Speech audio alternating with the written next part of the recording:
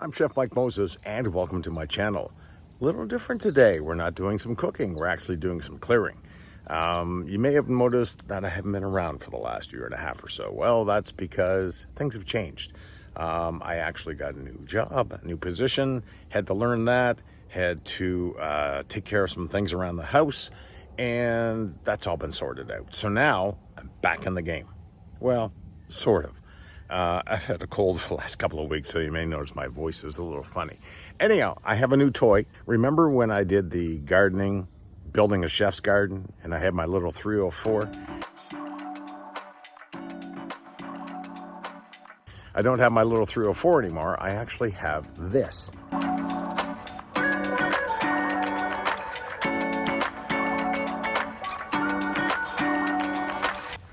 A nice 1025R 2023 model. It's got the quick connect. I've got a grapple with it. I've got my bucket, and the only other attachment I have are the forks. So with all that in mind, a big project has been looming in the horizon for years and years and years. I'm on 3 acres here, and I have about a half an acre of lawn.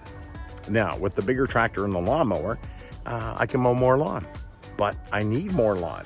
So with that in mind, what I'm going to do is do some wicked clearing. And as you can see through the videos, we're going to clear all the scrub brush, the scrub pine. And to do that, the ultimate goal is to get to that pine tree way over there. And that pine tree is only half of the plateau that I have here. So if you enjoy these kind of videos, let me know in the comments below, and we'll see where today takes us. It's 29 degrees Celsius out right now. Humidex puts it somewhere around 35, 36 degrees. It's hot. It's a great day for sitting my butt in the chair, the tractor, and doing some work. So please join me, and we'll see you in a little bit.